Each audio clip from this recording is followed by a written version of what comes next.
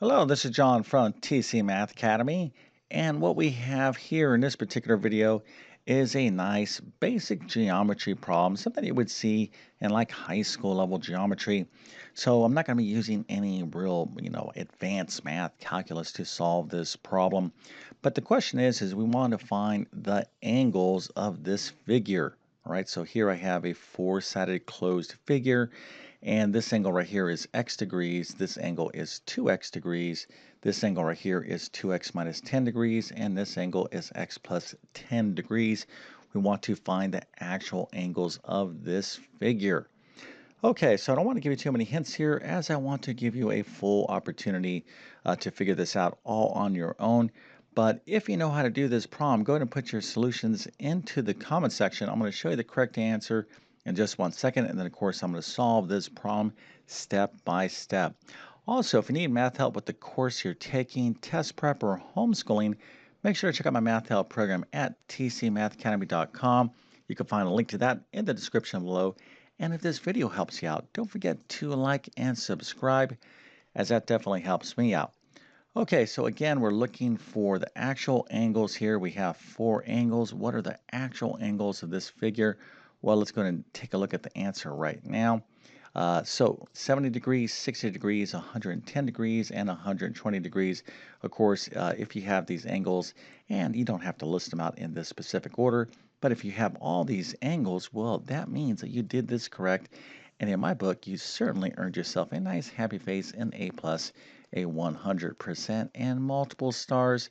So you can tell your friends and family that indeed you know how to handle a problem that involves quadrilaterals. Okay, so that's what we're talking about in this particular problem is a quadrilateral. Let's talk about what a quadrilateral is. Okay, so what we're really talking about is polygons, right? So in geometry, you have polygons. Polygons, and there's a couple different types. You have convex, concave. We'll keep it simple.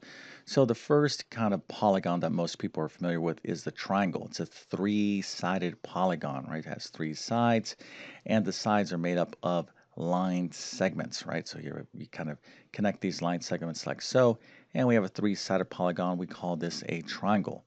So we need to have kind of some knowledge of triangles in geometry. And one of the properties here is that the sum of the angles of a triangle, a three-sided polygon, is 180 degrees. All right, how about a four-sided polygon, right? So what are some examples of four-sided polygon?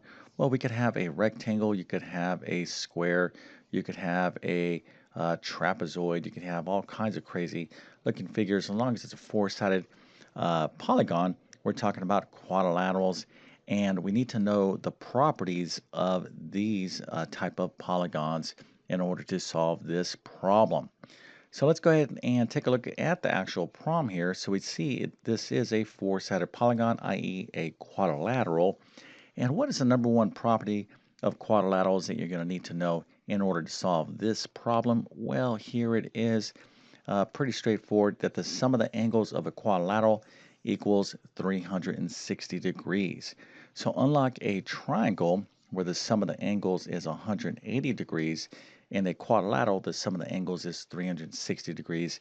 So, once you know this, this just becomes a algebra problem.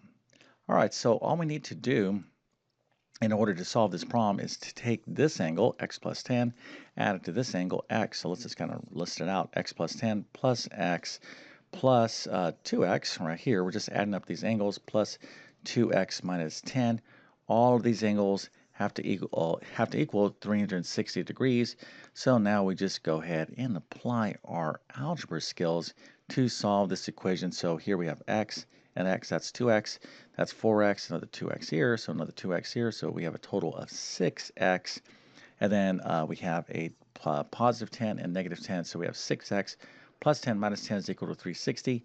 These 10s obviously cross cancel one another, so you're left with the equation 6x is equal to 360.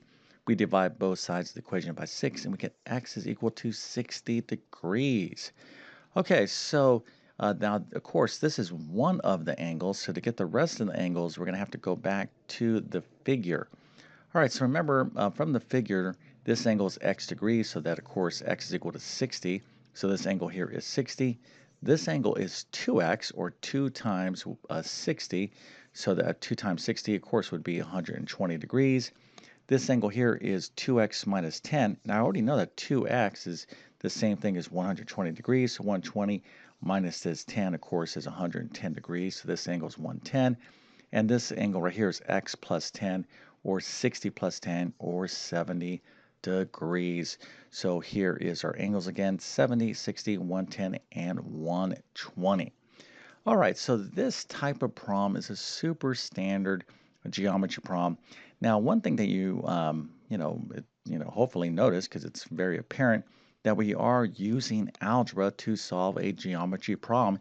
That's why for the most students, you will take generally like an Algebra 1 course, then Geometry, then Algebra 2, and then you'll move on to other courses like, let's say, Pre-Calculus. But Geometry, you do need to know some algebra, actually a good amount of algebra, to handle a lot of geometry problems. So if you struggle in geometry, you're like, well, I didn't really understand it too well, so I'll start fresh in geometry. Well, unfortunately, your algebra skills are going to follow you into geometry, and then of course you have algebra 2, which just is an extension of everything you learned in algebra 1 and new stuff, and then you get into some real fun stuff like pre-calculus if you decide to kind of go that far, and then obviously our next course after this would be like calculus or statistics. But here's the deal, right?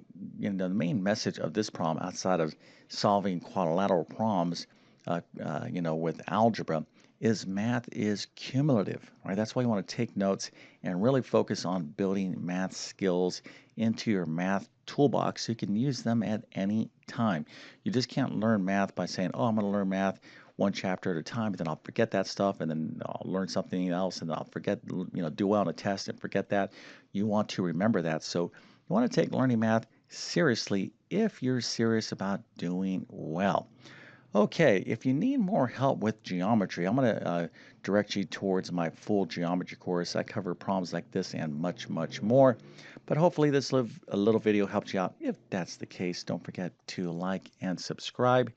And with that being said, I definitely wish you all the best in your mathematics adventures. Thank you for your time and have a great day.